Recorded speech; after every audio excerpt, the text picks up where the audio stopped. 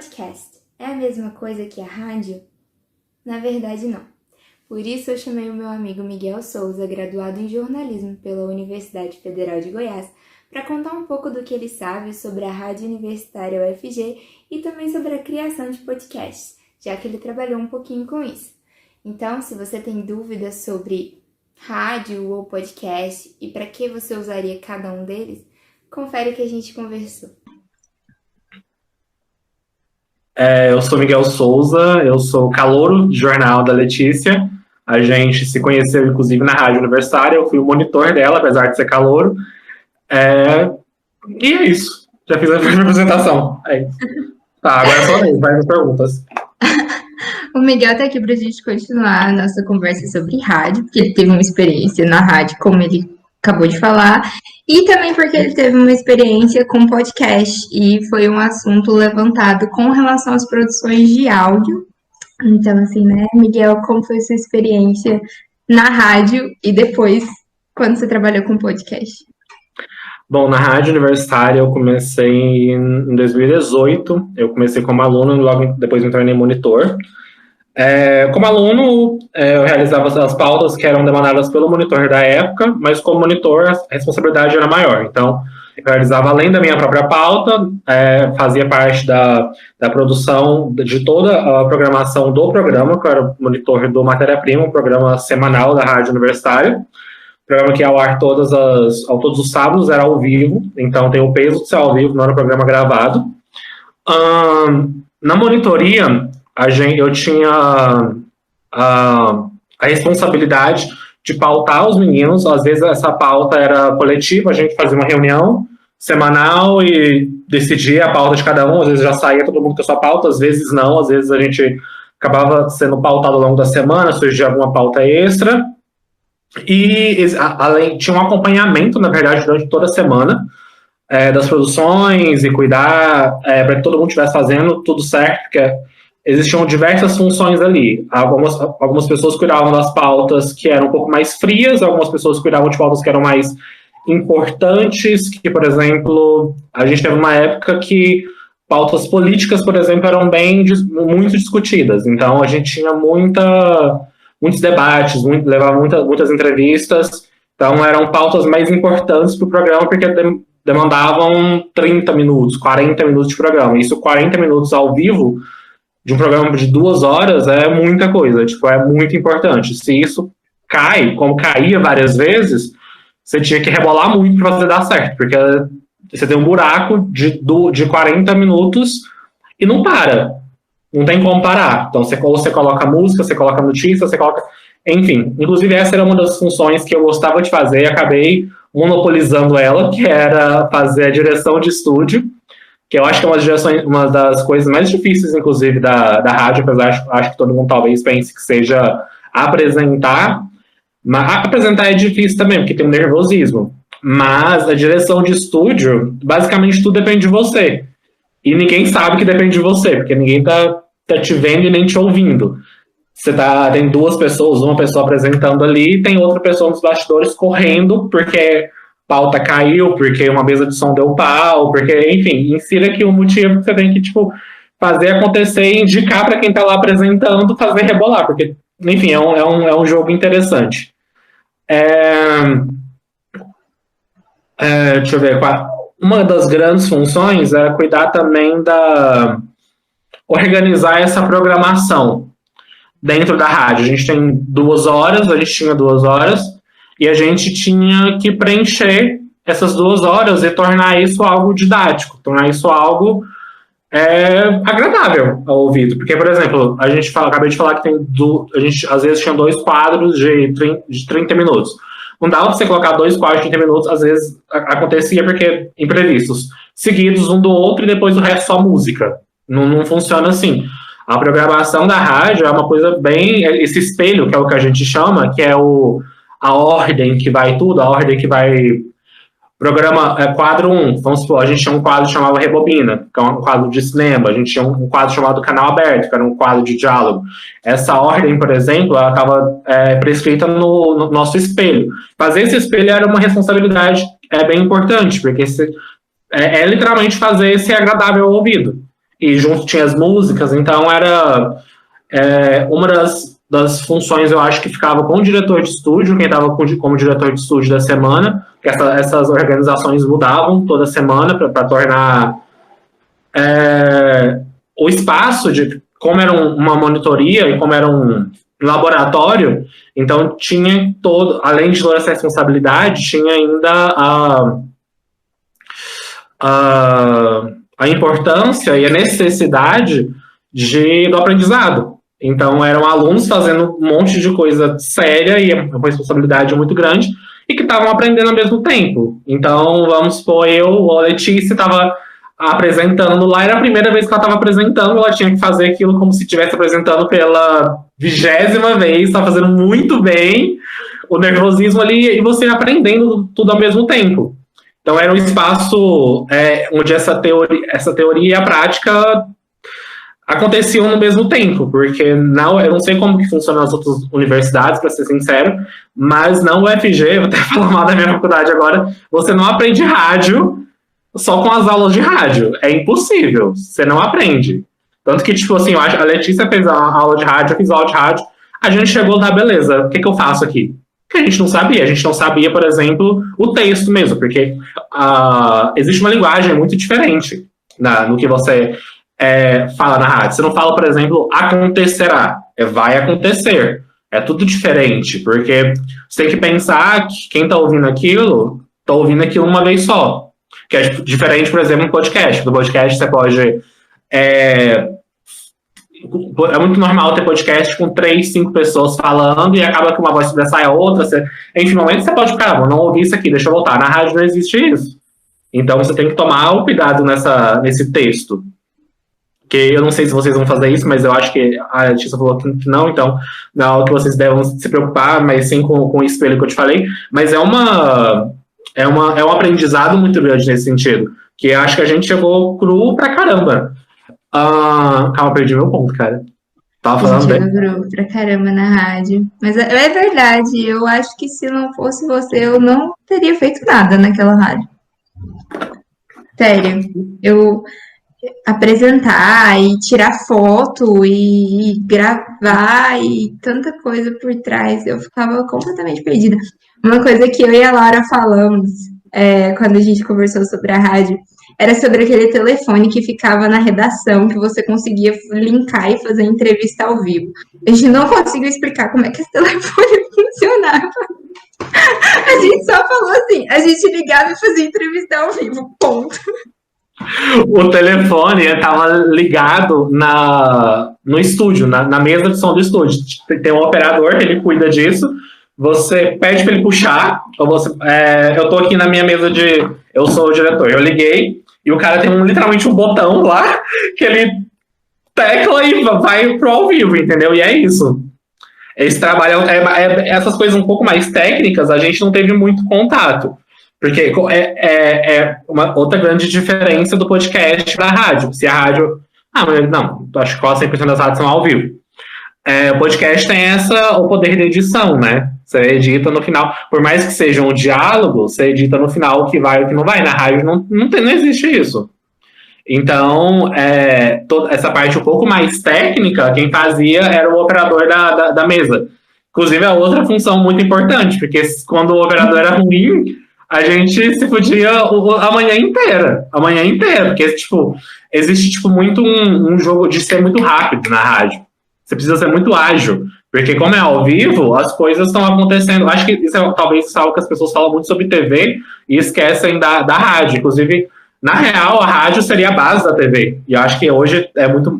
Acho não, hoje a TV é toda glamorizada e a gente não pensa que, as raízes vieram da rádio. Mas esse rolê de precisar ser rápido, e do mesmo jeito que na TV tem muita gafe, na rádio tem pra caramba. Tem muita gafe. É o que mais tem, na verdade.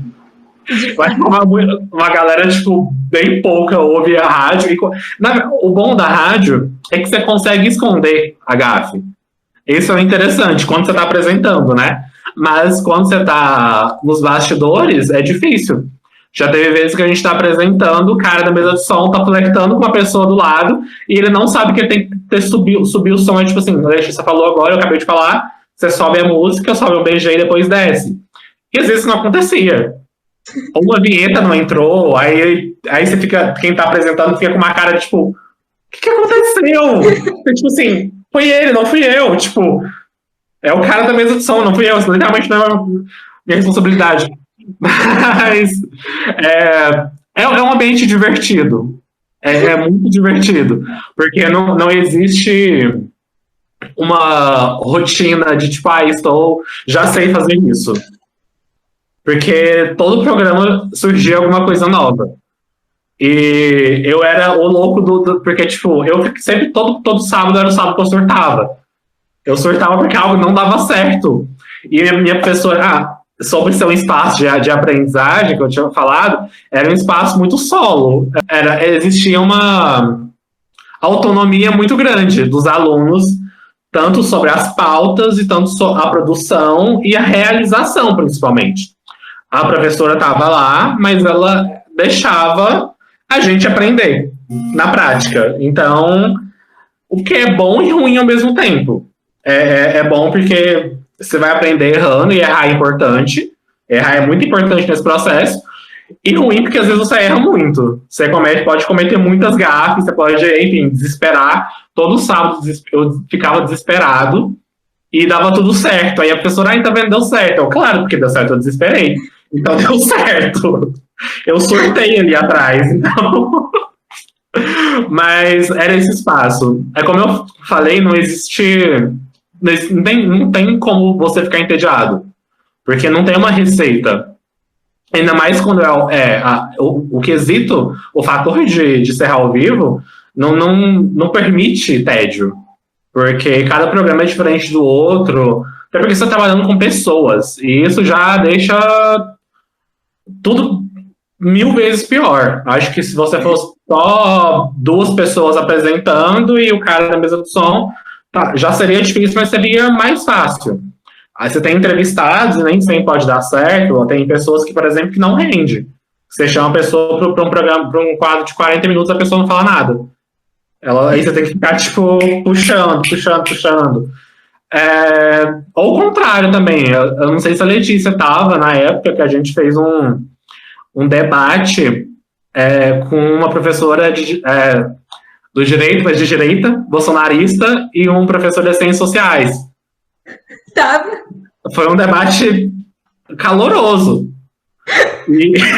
Para dizer o mínimo. Então, não foi fácil, por exemplo, para quem quem estava apresentando tinha que ter um jogo de cintura muito grande, porque tem hora que tem que falar, calma, vamos baixar o tom aqui, porque não tá dando. Então, não existe esse tédio. É interessante por isso. Ou não tem gente que talvez odeie justamente por isso, né? Então, acho que depende da personalidade de cada um. Eu acho que também depende muito do trabalho coletivo, né? Você sentiu isso muito mais do que eu. Mas dava para ver, eu ficava mais na redação, né? Do que na parte do estúdio em si. Raramente eu ia pro estúdio. Mas dava para ver que cada um tava vivendo um momento completamente diferente, sabe? E eram momentos meio que acho que cada um se sentia isolado, mas eram conjuntos, porque um dependia do outro. Mas quando você está vivendo, você não sente aquilo, você sente que você está sozinho. Quando eu estava apresentando e não estava dando certo algo lá, eu estava sentindo que eu estava extremamente sozinho, que dependia só de mim. Enquanto eu estava fazendo a direção, eu sentia que eu estava sozinho, que ninguém estava fazendo. Enfim, mas no final é uma máquina, só que você, no trabalho, quando está acontecendo, acaba que você se sente sozinho. Você acha que, tipo, quando deu errado e ninguém vai te salvar. E não é assim, é de fato uma equipe. E cada pessoa ali era importante. Que nem você ficava muito na redação. Aconteceu alguma coisa ali, que acontecia muito, de o entrevistado não veio, você salvava, porque você escreveu nota ali, entendeu? Então você já mandou lá, lê isso aqui, ó, corre. Eu não sei se você lembra, já tinha literalmente termina isso logo, tipo, e você manda correndo a pessoa, tipo, lê isso aqui, tipo, porque não tem tempo, não tem mais o que preencher. Então, o fato de ser colaborativo ajuda muito, na verdade. Não tem como fazer rádio sozinho, eu acho. Só se for gravado mesmo, mas ao vivo é muito complicado.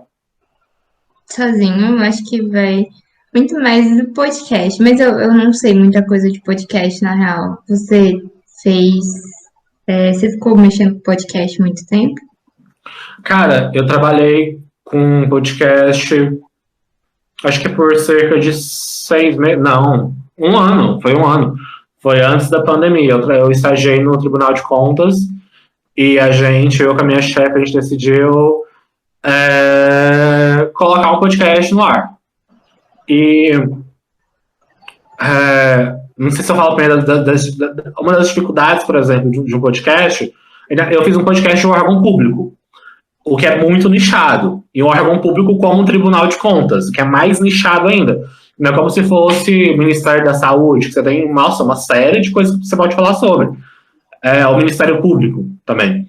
É o Tribunal de Contas que trata de finanças. É claro que finanças e regulamentação é muito amplo, mas de qualquer forma é um tema muito pequeno ainda. E é um tema que as pessoas não conhecem muito, inclusive. É uma das dificuldades. Eu acho que uma das dificuldades de fazer podcast em órgão público é talvez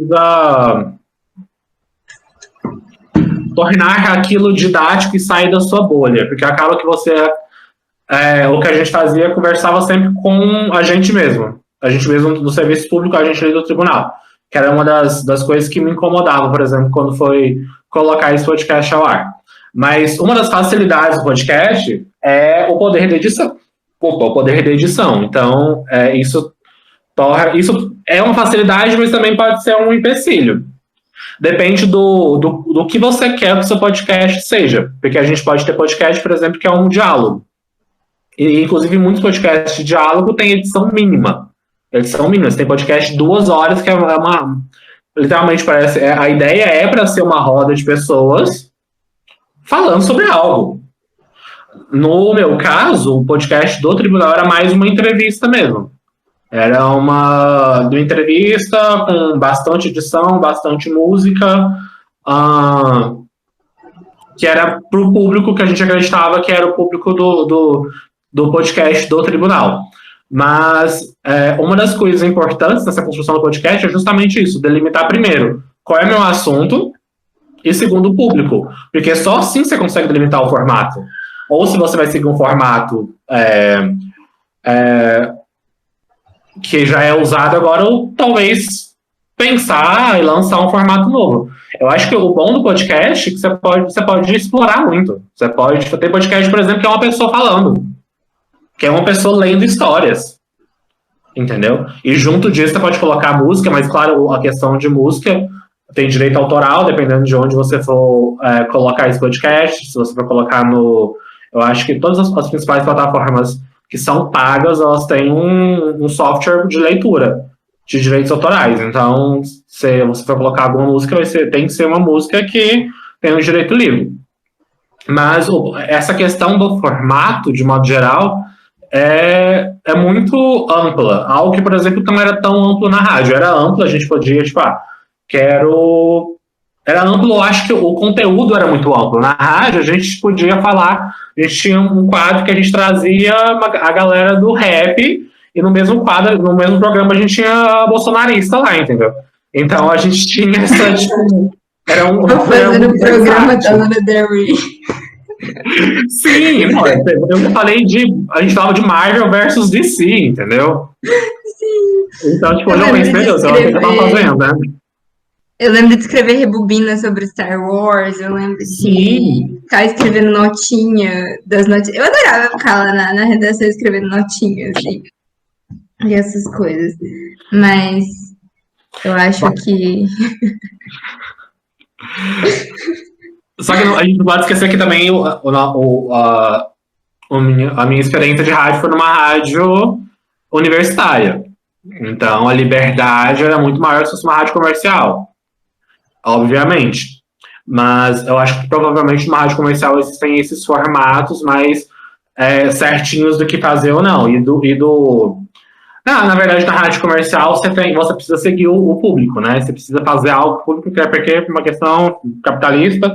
E, enfim, a gente tinha na rádio universitária esse poder de experimentação maior. Mas a questão do formato do podcast é muito amplo do que você vai fazer. Se você vai fazer uma pessoa falando, contando história sozinho, ou vai ser duas pessoas conversando sobre o assunto. Tem gente que faz podcast lendo histórias, tem gente que faz um podcast que é de conversa, mas que tem muito mais edição. Tem podcasts, por exemplo, que ela é proposital para o ouvinte entender que foi editado. Tem podcasts que a edição é muito discreta, só que, tipo, quando você trabalhou com isso, que você percebe que algo foi editado aqui, porque, tipo, de repente uma vozinha sumiu no fundo. Então, essa liberdade, esse conhecimento do público e do conteúdo no podcast é muito importante. E faz o sucesso, na verdade, né? Não tem como você só quer fazer um podcast sobre música sertaneja e vou fazer um podcast só eu sozinho falando, sem estudo nenhum. Você não pensou no seu público, você não pensou no seu conteúdo, no que estão fazendo também. É importante a gente ter essa pesquisa, é importante a gente ter referências. Calma, eu vou ver o que a galera tá fazendo. Não porque eu vou copiar, mas calma, tá fazendo desse jeito que é legal que tá fazendo? Se for legal, talvez eu pense no formato que se adapta a isso. Se não for legal, beleza, eu vou propor algo novo. E é isso. Eu acho que o podcast, talvez, assim como na nossa experiência de rádio a gente podia errar, eu acho que o podcast também é um local onde o erro e a experimentação são mais possíveis. Sim. Eu acho também que o programa que a gente trabalhava era muito específico, né? A matéria-prima. Porque não tinha outros programas da rádio universitária desse jeito. Era só jornal, programa esportivo ou programa privado, né? Sim, sim. Eu acho que programa cultural, o nosso era único. Inclusive, quando eu entrei como monitor, enfim, na mesma sua época, a gente deu até uma reformulada no programa, porque o programa não era daquele jeito.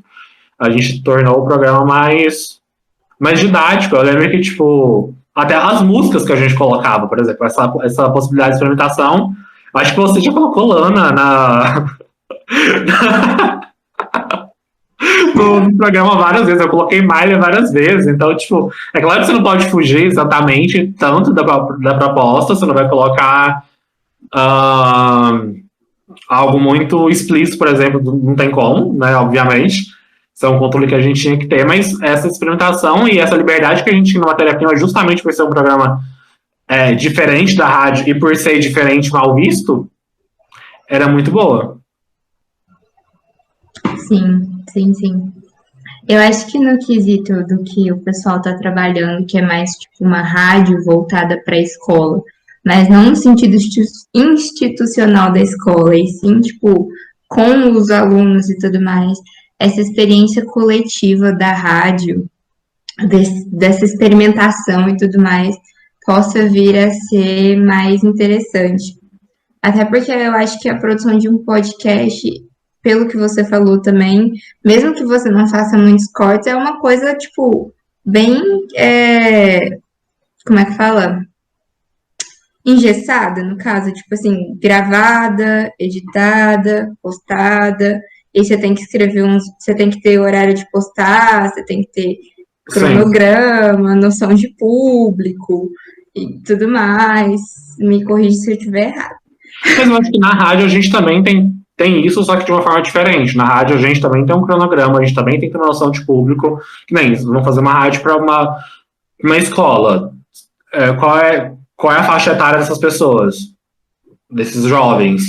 Então eu acho que essas questões são questões quase universais mesmo de qualquer produção, que acho que não só que envolva comunicação, mas principalmente que envolva comunicação. Que a comunicação seja o meio principal. Mas eu acho que a experiência da rádio eu destacaria aqui agora a instantaneidade do rádio talvez seria mais interessante nesse sentido. Porque querendo ou não, o podcast, por mais que você tenha, que nem você citou a data para postar, a gente também tinha uma data que o programa ia ao ar. É claro que dentro daquela data a gente tinha 1000 possibilidades, porque era ao vivo, e dentro da data do podcast, vamos supor, o podcast amanhã, eu não estou fazendo o podcast amanhã. O podcast que eu fiz que vai sair amanhã foi finalizado ontem, ou vai ser finalizado hoje à noite. Então ele acaba sendo mais frio nesse sentido. A rádio, eu não sei se a galera entende o quesito frio, quente da comunicação, principalmente no jornalismo, uma coisa quente é uma coisa muito atual, uma coisa de agora. Uma coisa fria seria algo tipo, vamos supor, acabaram de abrir um processo de impeachment do Bolsonaro, é quente pra caralho, então tem que fazer isso aqui agora. Mas pandemia, por exemplo, falta de vacina, acaba que tipo, é quente, mas já tá quase frio, porque tipo, que novidade, o Brasil tá faltando vacina. Ou um especial sobre isso, por exemplo. Se fosse um especial sobre a falta de vacina ou sobre as mortes de Covid. Apesar de que é um assunto muito importante de falar, por ser um especial, justamente, não é importante dentro da classificação do que é importante, não, cada uma palavra isso, do critério notícia, isso acaba ficando para depois. Então, acaba sendo uma pauta fria, a pauta que pode ser utilizada depois. E a rádio, a programação da rádio, ela tem essa possibilidade de se tornar instantânea. A gente, por exemplo, a gente tinha um espelho que a gente fazia. Não é porque a gente tinha um espelho que esse espelho era seguido. Acontecia 1000 coisas e uma coisa que estava lá no último quadro foi para o segundo, o segundo foi para o último e é orgânico, tá literalmente vivo. Você fez a programação, você fez bonitinho, organizei, quero que dê tudo certo, mas não é porque eu quero que dê certo, vai dar certo. Então, eu acho que a rádio exige muito mais esse jogo de cintura, essa habilidade para corrigir as coisas enquanto elas estão acontecendo. Porque o podcast, se eu faço podcast, se eu ouvir ele agora, cara, eu não gostei, essa edição aqui tá ruim, tá muito alta aquela música, enfim, estourou o microfone, o microfone não tem como fazer, porque quando estoura o microfone é complicado, mas uma música alta você pode voltar e reeditar. Já a rádio não, tá acontecendo ali naquele momento, então dependendo do objetivo do que é essa rádio na escola, talvez se é comunicar, principalmente, se é tipo dialogar, o diálogo mesmo com as pessoas, a rádio seja mais interessante mesmo.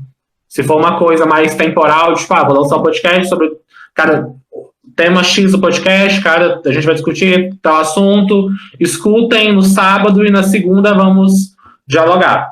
Talvez seja, mas gente, vocês estão ouvindo isso aqui agora? Vocês ouviram aqui agora? E eu acho que o bom da rádio, nesse sentido que eu tinha falado do podcast, da questão dos direitos autorais, é que você pode trabalhar com música. Porque como é uma rádio não é institucional, mas não é comercial. Então os direitos autorais ali, como é uma rádio na escola, você não vai ter um problema tão grande com os direitos autorais. E eu acho que poder trabalhar com música é uma coisa muito boa, ainda mais nesse espaço educacional. Sim. Até porque eu acho que a música está presente, né, independente do meio que a pessoa viva, independente do tipo de música que ela escute. Isso acaba sendo muito relevante. Eu acho que é uma coisa que eu acabei percebendo com matéria-prima, por incrível que pareça, porque a gente tinha aquele quadro que a gente levava cantor regional e a gente tentava muito não levar sertanejo, porque já estava cheio de sertanejo. Eu conheci tanta gente, assim, bacana, de muitos estilos musicais. Cheguei a levar uma banda dos meus amigos. Não, no matéria-prima eu descobri que Goiânia tem um cenário do hip-hop enorme, que eu não fazia ideia. Nossa, é um cenário muito grande de gente independente e, inclusive, tipo, eles queriam estar ali muito, porque era um espaço que, tipo, que ninguém dava para eles. E essa questão da arte, eu acho que a arte com a educação, ela, independente da disciplina, eu acho que dá para ser trabalhado de uma forma muito... Dá para você fazer uma música e, enfim... caso esse diálogo que eu tinha falado, dá pra você compor uma música sobre hipotenusa, sei lá, gravar com um aluno que vai tocar violão e vocês cantaram, ou vocês podem tipo, tanto gravar e só colocar na programação da rádio e fazer ao vivo. Olha que bacana seria isso, sabe? Que bacana, tipo, os alunos, eu acho que numa escola que eu estudei existiu o fantasma, vamos ter uma rádio, sabe? Mas era um fantasma mesmo, porque, tipo, até sair do ensino médio nunca teve uma rádio. E era algo que deixava todo mundo um pouco animado. Até quem virava o nariz, tipo, que adolescente sempre vira o nariz, eu era um deles. Mas você ficava, tipo, pode ser interessante, sabe? Porque tem a questão do ego também um pouco. Ainda mais quem é popularzinho ou candidato ao popular não vai querer estar na rádio pra todo mundo, entendeu? Eu acho que pode ser algo muito interessante para o ambiente, de modo geral, sabe? Sim, e o ego que você falou, dialogar com o que você acha interessante. Sim, Porque para além do frio e do quente tem isso, né? Por que que eu quero colocar essa música e essa pessoa e vai depender de mim? Eu acho que esse, igual você falou, diálogo da escola com o interesse do aluno e o que tem ao redor, assim, da escola também. É muito interessante. Eu vejo muito isso quando a gente fala de rádio. Não só eu, mas todo mundo que fala um pouco de rádio, eu consigo visualizar, assim, sabe? Um trabalho maior na escola. E talvez em outros modelos eu não tenho tanta noção assim.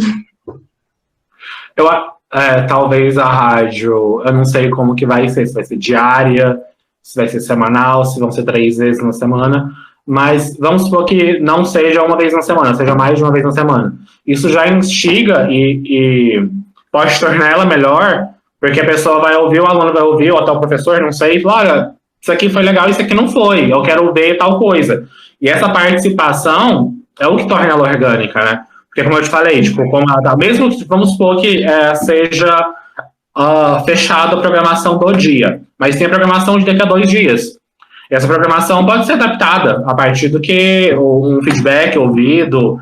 E essa participação para a rádio, inclusive, é muito importante, porque ela acontecia entre a gente, tá, no matéria-prima, tipo, a gente acabou, a gente fazia uma reunião de pauta. Ah, isso aqui foi legal, isso foi legal, cara, isso aqui não foi legal, não deu certo. E no outro a gente fazia diferente, tá? Tentava fazer diferente. É... E no podcast é um pouco mais complicado isso acontecer, porque você ouve, você tem que abrir um canal para abrir um canal que fala, tipo, ou mensagens, ou e-mail, enfim, seja que ou uma pessoa responsável por isso. E como ele é gravado, talvez o que vai amanhã ao ar e eu talvez já estou gravando, quase finalizando da próxima. Então o feedback que a pessoa me deu vai para daqui a 2 semanas. E na rádio não, você pode tornar esse feedback, essa melhoria, esse diálogo muito mais instantâneo. E isso aproxima muito. Aproximou a gente das pessoas, e acho que talvez possa aproximar todo o ambiente da escola. Sim. Eu acho que é isso. Muito obrigada. Obrigado, amiga. Eu pensei que ia ter dificuldade para ter o que falar, meu Deus. Faz tanto Não. tempo. Faz tanto tempo. Ai, mas eu sinceramente sinto falta. Eu falei isso pra Laura, ela ficou abismada, mas eu falei, nossa, eu sinto tanta falta de acordar sábado de manhã. Para passar raiva, eu sinto muito falta. Ah, era tão gostosinho. Nossa. Assim, se bem que depois eu comecei a acordar sábado de manhã pra dar aula pra adolescente, né? Tá vendo? Qual é pior? E. Ah, eu acho que a rádio era mais imprevisível. Era. Tinha dia Mais que do que era adolescentes? é mais do que adolescentes. A rádio era muito Não é mais fácil. Não imprevisível. é fácil. Mas é porque eu conhecia a minha turma, né? Ela não era Uhum. muito moldada, assim, e querendo ou não, tinha hierarquia, né? Na rádio eu não tinha hierarquia. É. Não tinha professor aluno, era todo mundo aluno e algumas pessoas mais surtadas que as outras. Isso. Então acho que por causa disso. Mas eu acho que no frenesi, na liberdade, a rádio era muito melhor. Porque eu tinha que manter, eu que segurava tudo, fazia o jogo de cintura tudo quando eu tava em sala de aula. E na rádio não, era um negócio assim. Eu acho que talvez pelo eu ter sido monitor, eu senti o contrário de você. Tanto que foi na rádio que eu percebi que eu poderia ser um bom profissional. Porque eu tinha que ter esse jogo de cintura. Entendi. E percebi, inclusive, que eu sou. Que, inclusive, você me ajudou nisso, que eu sou viciado nisso. Viciado em colocar tudo em cima das minhas costas e deixa que eu faça e vai dar. Aí eu percebi que talvez seja algo que eu considerava positivo antes, talvez não seja tão positivo ainda. É um pouco não saudável. Aqui é a Letícia Mihalit e essa foi uma das nossas conversas sobre rádio com a participação de Miguel Souza. Muito obrigada!